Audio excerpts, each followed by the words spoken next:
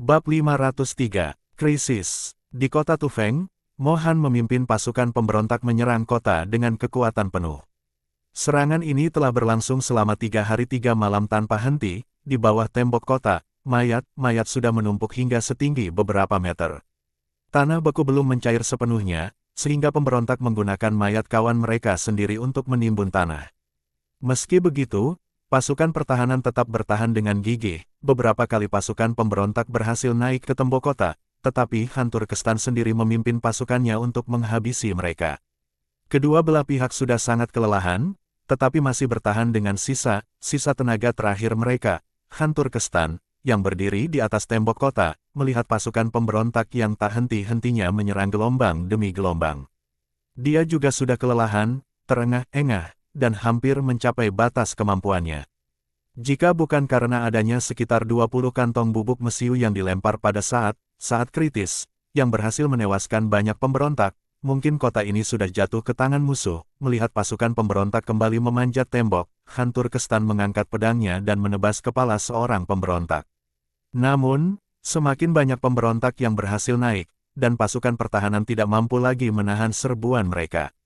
Saat itu, 2 prajurit pemberontak berhasil naik ke atas tembok dan melihat Hantur Kestan yang sedang bertumpu pada pedangnya, terengah-engah. Dengan teriakan nyaring, mereka mengangkat pedang dan menyerang ke arah Hantur Kestan. Hantur Kestan, meskipun sudah tua dan tenaganya tidak sekuat dulu, tetap mengangkat pedang untuk melawan. Salah satu dari mereka menebaskan pedangnya, membuat Hantur Kestan harus menangkis dengan pedangnya sendiri. Namun, kekuatan besar dari serangan itu membuatnya mundur terhuyung-huyung. Prajurit kedua memanfaatkan kesempatan itu untuk menebaskan pedangnya.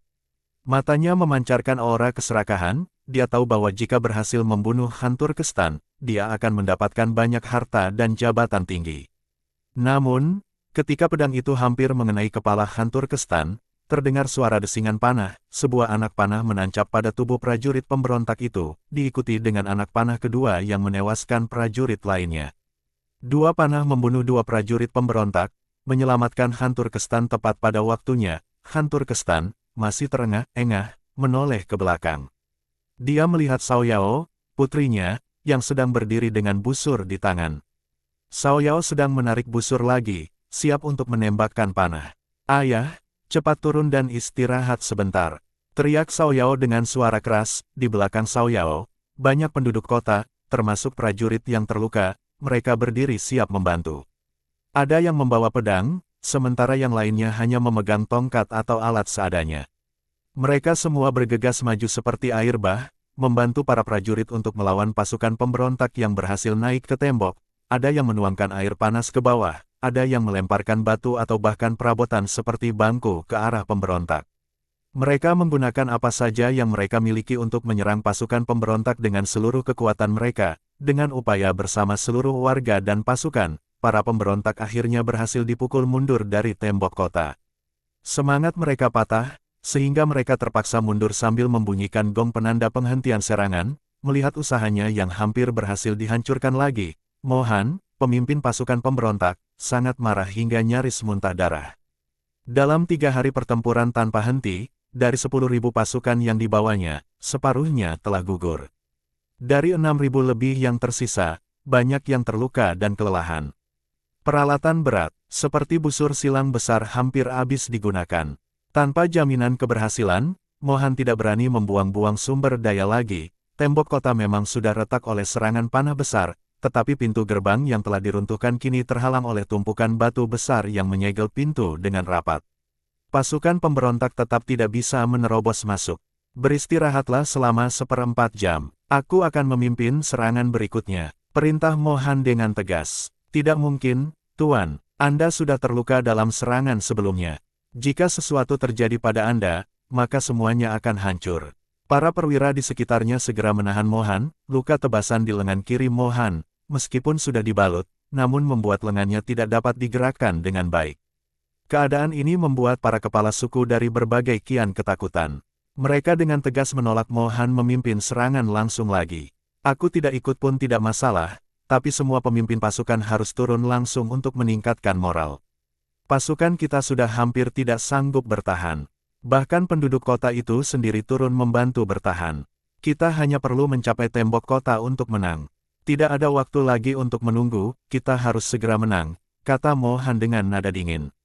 Baik, dalam serangan berikutnya, kami akan memimpin. Jika kami mati, kami memohon Tuan untuk menjaga keluarga dan suku kami. Seru salah seorang kepala suku tua. Aku juga akan ikut, tidak masalah jika aku mati. Asalkan suku kami tetap makmur, itu sudah cukup bagiku. Kepala suku lainnya pun dengan berani memohon untuk ikut serta, para perwira juga menunjukkan tekad yang sama. Pada titik ini, tidak ada lagi jalan untuk mundur. Kekalahan berarti seluruh suku mereka akan dihancurkan. Melihat semangat juang yang akhirnya bangkit kembali, Mohan sangat puas, jangan khawatir. Jika kita menang, maka seluruh wilayah Turkestan ini akan menjadi milik kita. Jika kalian gugur dalam pertempuran, biarkan suku kalian sendiri memilih pemimpin baru. Aku tidak akan ikut campur. Bahkan, aku akan memastikan suku kalian menikmati kekayaan dan kejayaan selama generasi ke generasi.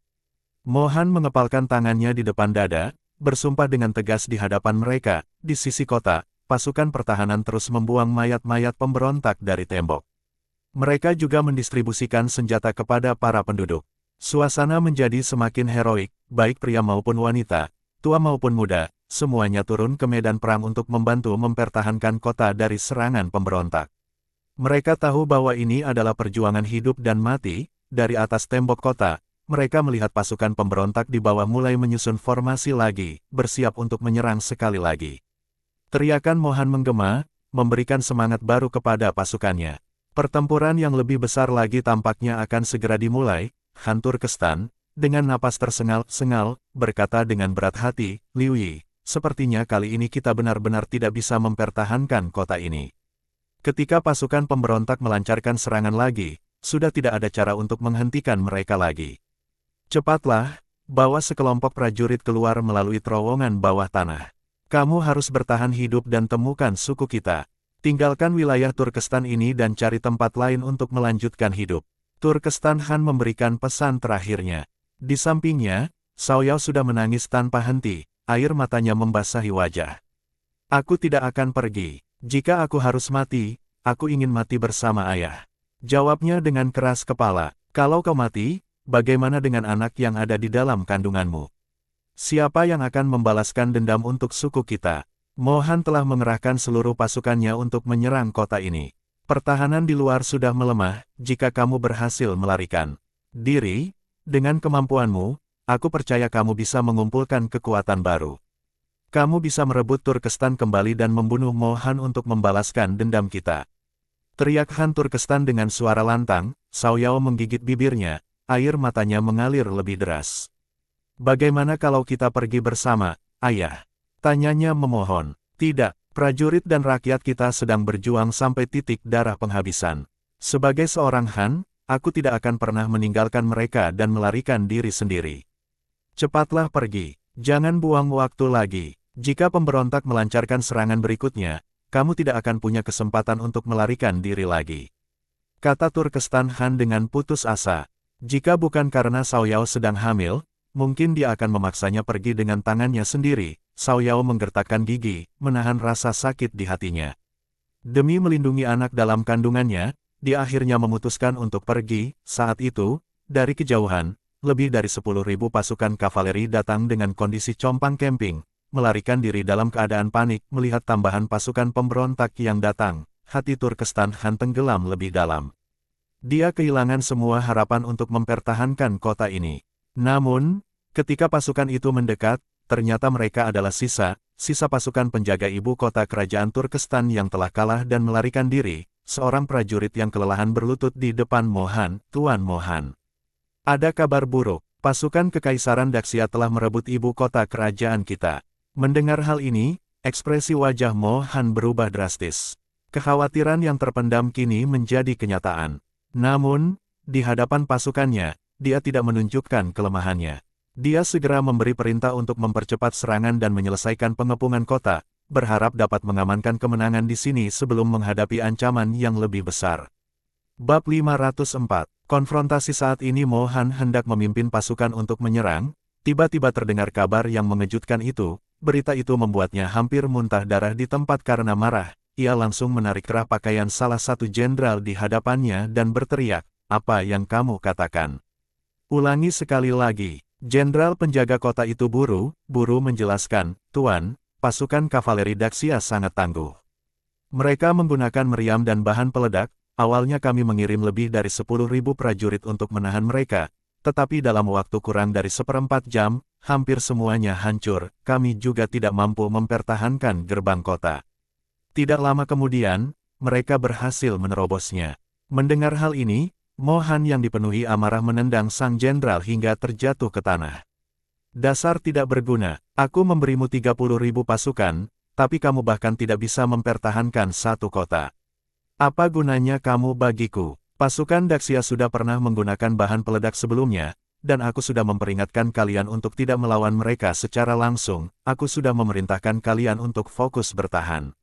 Aku bahkan meninggalkan lebih dari 10 busur berat, yang seharusnya bisa menahan meriam mereka, tapi kamu tetap kalah. Aku akan membunuhmu sekarang juga." Semakin ia berbicara, semakin besar amarahnya. Ia menghunus pedang dan hendak menebas kepala sang jenderal. Namun, orang-orang di sekitarnya langsung menarik Mohan dan menghentikannya. "Tuan, mohon tenang. Dengarkan dulu penjelasannya sampai selesai. Bagaimanapun juga, mereka sudah bertempur melawan pasukan Daxia. Ada baiknya kita memahami bagaimana mereka bisa dikalahkan." Mohan bertanya dengan wajah penuh amarah, "Katakan padaku, bagaimana mungkin 10.000 pasukan bisa hancur semudah itu? Bahkan jika mereka kalah, masih ada 10.000 pasukan lainnya.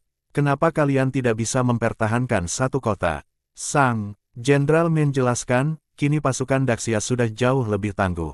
Mereka menggunakan bahan peledak dengan jauh lebih terampil.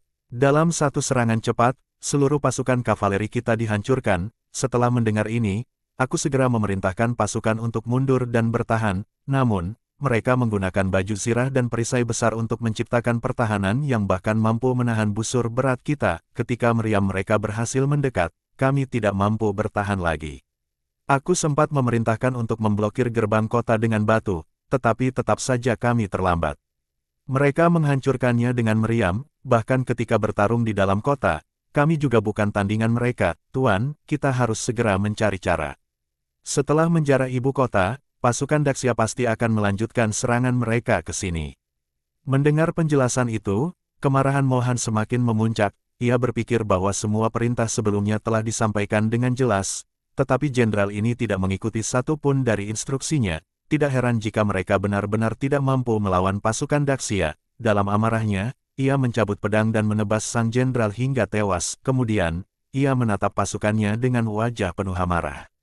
"Dengarkan baik-baik. Siapapun yang tidak menaati perintahku, ini adalah nasibnya. Sungguh menyedihkan, lebih dari 10.000 prajuritku mati sia-sia karena orang bodoh ini." Mohan merasa sangat frustrasi. Ia tidak menyangka bahwa jenderal kepercayaannya berani melawan perintahnya dan menyebabkan kehancuran yang begitu besar. Sekarang, tanpa ibu kota, mereka sudah tidak memiliki tempat untuk berlindung. Ia harus segera merebut kembali ibu kota, atau mereka tidak akan mampu menahan serangan Daxia. Kemudian ia memerintahkan bawahannya untuk melaporkan situasi pasukan Daxia. Melihat tembok kota yang sebentar lagi akan jatuh, hatinya mulai ragu. Jika ia berhasil merebut kota Tufeng, itu akan menjadi kemenangan besar. Namun, pasukan Daxia di belakangnya bisa menyerang kapan saja. Jika ia gagal merebut kota dalam satu serangan, dia akan dikepung dari depan dan belakang. Setelah berpikir sejenak, Mohan menggertakkan gigi dan memutuskan untuk mengambil risiko. "Zuxi, pimpin 20.000 pasukan untuk bertahan di belakang. Bawa semua busur berat yang kita miliki. Jika pasukan Daxia menyerang, tugasmu adalah menghentikan mereka. Ingat, jangan bertarung langsung dengan mereka, jaga jarak dan serang dengan panah. Setelah kota Tufeng berhasil kita kuasai, kamu akan menerima penghargaan terbesar." Seorang jenderal muda melangkah maju dengan tegas dan berkata, "Siap melaksanakan perintah, Tuan." Mohan segera mempersiapkan pasukannya untuk serangan terakhir. Ia mengerahkan semua jenderalnya dan memutuskan bahwa apapun yang terjadi, mereka harus berhasil. Namun, saat serangan hendak dimulai, sekelompok pengintai datang dengan tergesa-gesa. "Tuan Mohan, pasukan Daxia sedang bergerak mendekat dengan cepat, jarak mereka hanya 5 i dari sini." Hati Mohan langsung tenggelam. Berapa banyak pasukan mereka? Setidaknya 20.000. Wajah Mohan menjadi sangat suram. Setelah merebut ibu kota, mereka bahkan tidak meninggalkan pasukan untuk menjaganya. Jelas sekali tujuan mereka adalah menghentikan kita mengalahkan Han dan membuat bangsa kita tetap terpecah. Ambisi mereka benar-benar menjijikkan. Melihat kota Tufeng yang begitu dekat, Mohan terpaksa membatalkan serangannya. Ia mengira pasukan Daxia akan meninggalkan setengah pasukannya untuk menjaga ibu kota, tetapi ternyata mereka langsung meninggalkannya setelah merebutnya. Untuk menghentikan 20.000 pasukan Daxia, Mohan harus mengerahkan 40.000 pasukannya. Dengan sisa pasukan yang ada, ia tidak mungkin bisa merebut kota Tufeng. Daripada kalah, ia memutuskan untuk mundur dan menyimpan kekuatannya untuk mencari peluang lain. Hal yang sedikit membuatnya lega adalah Daxia tidak tertarik dengan ibu kota, sehingga ia bisa merebutnya kembali. Di sisi lain, Cao Yao, yang berencana melarikan diri, mendengar seseorang berteriak dari kejauhan, "Yang Mulia Han, pasukan Daxia telah tiba." Hatinya sangat gembira. Ia segera melangkah maju untuk melihatnya dari kejauhan. Musim ini bukanlah waktu yang ideal bagi Daxia untuk berperang. Jika pasukan Daxia benar-benar datang, itu berarti Lin Hai mengetahui situasi ini dan datang untuk menyelamatkannya. Benar saja, pasukan pemberontak mulai meninggalkan formasi pengepungan dan berkumpul untuk bertahan. Menunggu kedatangan pasukan Daxia, Wang Dayong memimpin pasukan di barisan depan, bergerak cepat menuju pemberontak dan berhenti dari mereka. Kedua belah pihak saling memandang dari kejauhan, melihat banyaknya mayat di depan kota Tufeng dan darah yang berceceran di mana-mana. Jelas bahwa serangan terhadap kota itu sangat brutal, namun, karena kota itu belum jatuh, Wang Dayong merasa sedikit lega. Di sepanjang perjalanan, mereka telah menangkap beberapa pengintai pemberontak dan mengetahui bahwa kota Tufeng sudah hampir takluk. Kekhawatirannya semakin memuncak. Sebelum berangkat, Lin Hai telah memberinya perintah khusus untuk melindungi keselamatan Putri Han. Jika ia gagal dalam tugas ini, maka ia tidak akan punya muka untuk kembali bertemu Lin Hai. Setelah beberapa saat berhadapan, Wang Dayong melihat pemberontak menyiapkan puluhan busur berat. Di dataran luas seperti ini, busur berat sangat mematikan dengan jangkauan yang jauh. Meskipun mereka mungkin bisa menang dengan granat tangan, pasukannya pasti akan mengalami kerugian besar. Karena itu, Wang Dayong memutuskan untuk tidak melawan secara langsung. Ia tahu bahwa dalam 1 atau 2 bulan lagi, ketika pasukan utama Daxia menyerang dengan meriam, busur berat pemberontak akan kehilangan efektivitasnya sepenuhnya. Bab 505, Anak Siapa? Meskipun pasukan pemberontak menunjukkan seolah-olah siap untuk pertempuran habis-habisan, namun Wang Dayong bisa melihat bahwa seluruh pasukan mereka sudah sangat kelelahan. Mereka sama sekali tidak memiliki kekuatan untuk bertempur melawan dirinya. Dengan memegang megafon sederhana, dia berteriak dengan suara lantang ke arah depan. "Kali ini kamu datang untuk berbisnis dengan Han Turkestan, bukan untuk berkonflik dengan kalian. Bagaimana kalau kita masing-masing mundur selangkah, dan kami memastikan kalian bisa kembali dengan aman? Saat ini, ibu kota kalian tanpa pengawasan. Bisa-bisa menjadi kekacauan besar. Jangan kira aku tidak tahu tipu muslihat kalian hanya ingin kami, bangsa Turkestan, terus terpecah belah dan saling bertarung. Dengan begitu, dinasti Daxia bisa menikmati keuntungan dari konflik kami. Selama aku masih di sini, aku tidak akan membiarkan rencana kalian berhasil."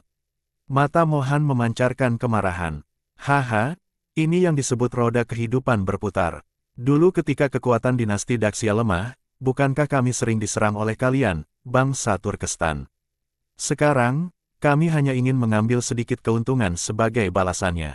Wang Dayong berkata sambil tertawa. "Kusarankan kalian jangan mencoba memaksakan diri. Meskipun senjata panah berat kalian memang sangat kuat, setiap kali digunakan, butuh lebih dari 10 orang untuk menarik tali busurnya. Untuk mengalahkan kalian, kami hanya perlu menyerang dari segala arah. Jangan lihat jumlah kalian yang banyak, kalian tetap tidak akan mampu melawan kekuatan bubuk mesiu dinasti Daxia kami." Meskipun Mohan sangat marah, dia tahu bahwa apa yang dikatakan Wang Dayong sepenuhnya benar. Jika benar terjadi pertempuran, mereka tidak akan mendapatkan keuntungan apapun. Bukan hanya karena jumlah panah berat mereka yang terlalu sedikit, tapi dikarenakan pasukan mereka sudah kelelahan setelah beberapa hari berturut-turut menyerang pertahanan benteng kota.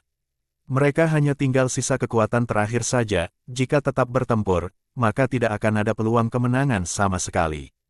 "Kalau tidak ingin bertempur, baiklah, kalian pergi dulu," jawab Mohan. Wang Dayong melambaikan tangan, membawa pasukannya keluar tembok kota, berpura-pura berjaga. Mohan tahu bahwa mereka bertekad untuk melindungi Han Turkestan. Demi menjaga kekuatannya, dia terpaksa membawa pasukannya pergi. Xiao Yao menunjukkan ekspresi yang sangat rumit.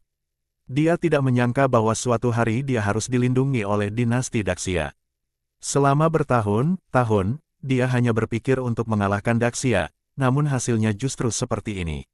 Yang paling penting, dia juga tahu bahwa tindakan Daxia ini semata-mata untuk membuat bangsa Turkestan terus terkuras dari dalam, bukan benar-benar untuk menyelamatkan mereka. Setelah pasukan pemberontak pergi dan tidak terlihat lagi, Wang Dayong pun berteriak keras ke arah orang-orang di dalam kota, "Tolong panggilkan Han Turkestan dan Putri Xiao Yao."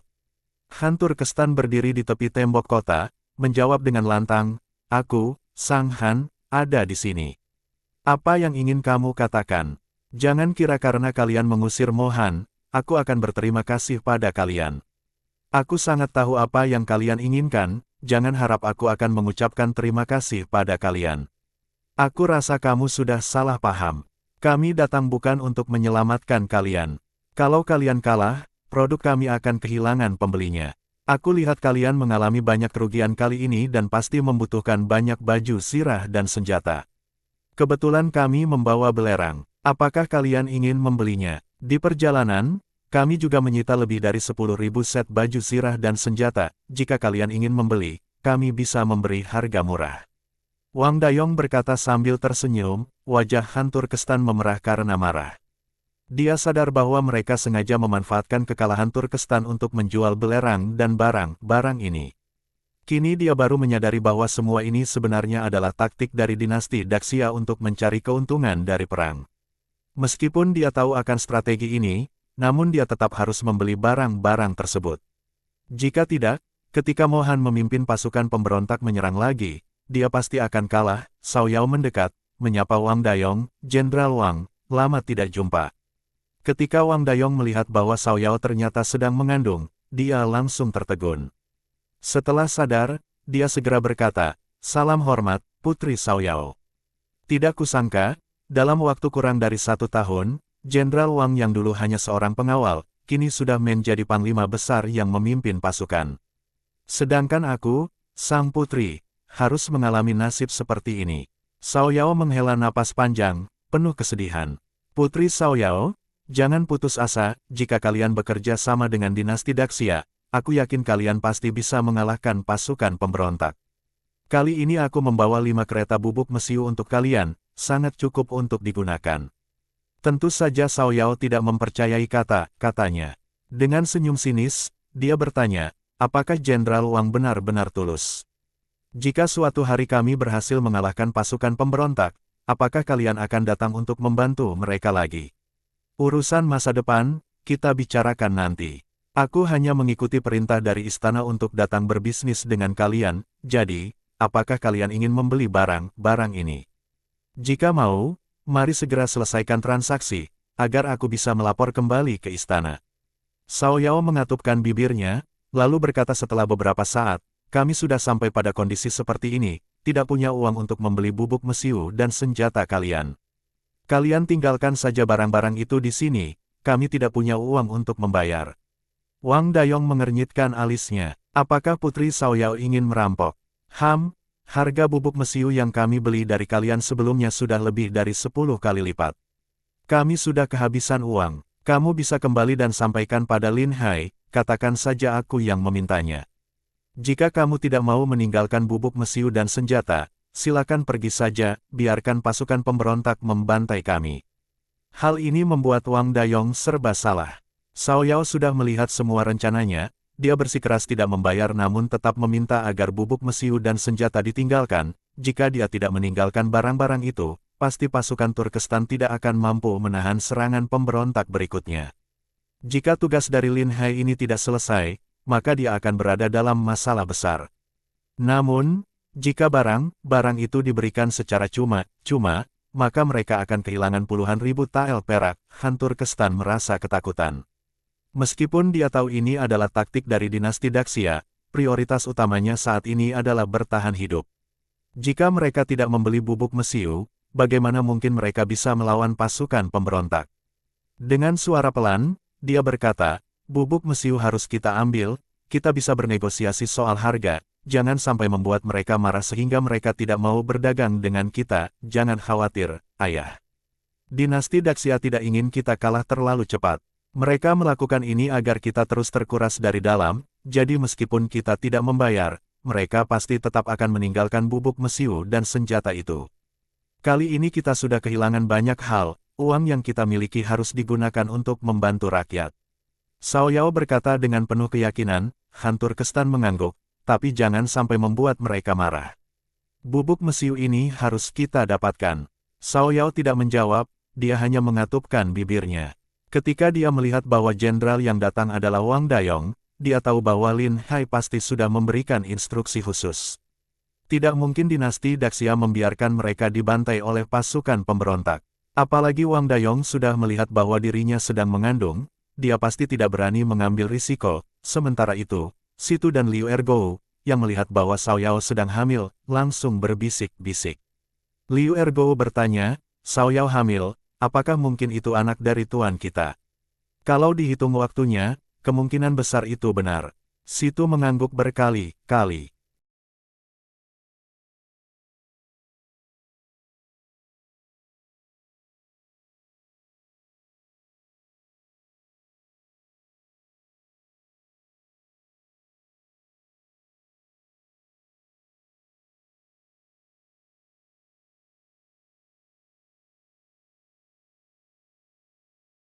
Bersambung